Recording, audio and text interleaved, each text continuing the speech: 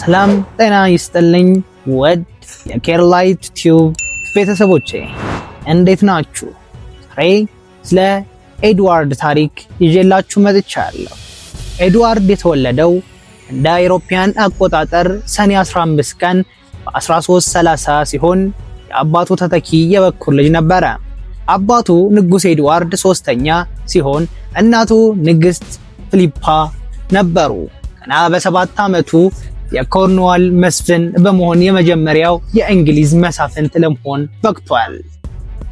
ኤድዋርድ ኦፍ ውድስቶክ was the elder son of King Edward III. He was groomed from birth to be the future king of England.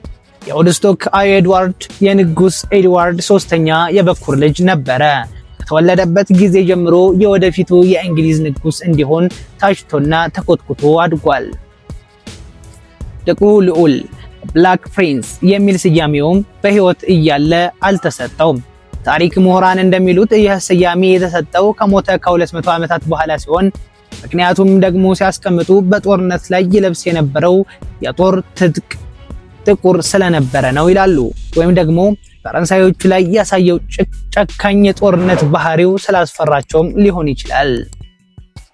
እንደ አውሮፓውያን አቆጣጠር በ1346 በታዋቂው የመቶ ዓመታት ጦርነት ወቅት ኤድዋርድ ገና የ16 ዓመት ወጣት እያለ ለአባቱ መሪነት ፈረንሳይን ለመውረር ዘመተ። እዚህም በክሬሲ ጦርነት ላይ ታላቅ የጦርነት መሪነቱን አሳየ። በጦርነቱ መሃል ኤድዋርድ በፈረንሳዮች ተከቦ ከፍተኛ አደጋ ላይ ወድቆ ነበር።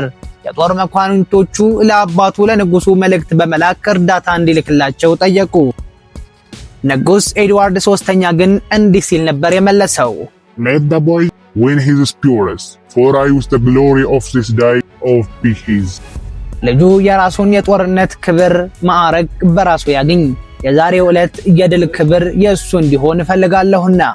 ኤድዋርድ ጦርነቱን በድል አጠናቀቀ። ከዚህ ድል በኋላ የእንግሊዝ ታላቅ የጦር ጀግና ተብሎ ተከበረ። እንደ አውሮፓውያን አቆጣጠር በ1356 ኤድዋርድ በታሪኩ ትልቁን ወታደራዊ ድል አስመዘገበ። በፑይቲን ጦርነት የእንግሊዝ ጦር በቁጥር በጣም አነስተኛ ቢሆንም በኤድዋርድ ብልሃተኛ መሪነት የፈረንሳይን ጦር አሸነፈ። At the Battle of Pitari, the Black Prince captured the French King John II, securing a massive victory for England. በፖዋቲየ ጦርነት ጥቁሩ ልዑል የፈረንሳይን ንጉስ ጆን ዘሰከንድን በምርኮ በመያዝ ለእንግሊዝ ታላቅ ድልን አስገኘ። ኤድዋርድ ተማረከውን ንጉስ በታላቅ ክብርና ጨዋነት ያስተዳድረው ነበረ። ይህ በዘመኑ የነበረውን የባላባቶች ስነ ምግባር የሚያሳይም ነበር።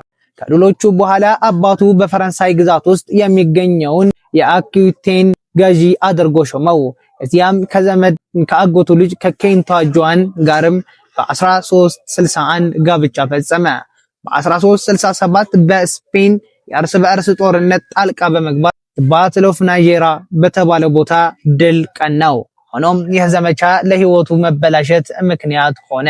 The campaign in Spain was a military success but a financial disaster, and Edward contracted a deadly disease there. በስፔን የተደረገው ዘመቻ በወታደራዊ ረገድ ስኬታማ ቢሆንም በፋይናንስ በኩል ትልቅ ኪሳራ ነበር። እንዲሁም ኤድዋርድ በዚያ ለሞት የሚዳርግ ከባድ በሽታ ያዘው። ወደ አኬቴን ሲመለስ በሽታው ምክንያት እየተዳከመ መጣ። ከፍተኛ ግብር በመጣሉ ህዝቡ ስላመጸበት ወደ እንግሊዝ ለመመለስ ተገደደ። በሽታው በታሪክ እንደሚገመተው ዲሴንተር ወይም ደግሞ የተቅማጥ በሽታ ሳይሆን አይቀርም ብዙ ዓመታት እያስቀየመው።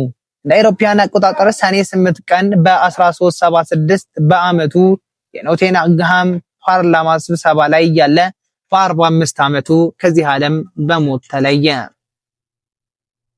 ውድ ተመልካቾቻችን ኤድዋርድ ለ5 ዓመታት በበሽታ ሲሰቃይ ቆይቶ ሰኔ 8 ቀን በ1376 እንደ አውሮፓውያን አቆጣጠር በዌስት ሚኒስተር አረፈ። በጥቁሩ ልዑል መቃብር ላይ የተቀረጸው ታዋቂው ግጥም ኤድዋርድ ከመሞቱ በፊት መቃብሩ ላይ እንዲቀረጽ ያደረገው ግጥም ነበረ። ሰዎችም ስለ ህይወት ኃላፊነትን የሚያስተምር ነበረ።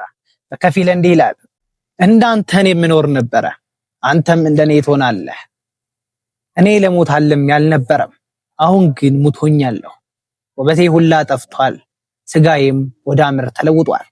ውድ ተመልካቾቻችን ይህ የመጨረሻ እስትንፋሱ ነበረ። እጅግ በጣም የሚያሳዝን አጨራረስ። ገና በለጋ ዕድሜው ነው ይህንን ህይወት ያጣው።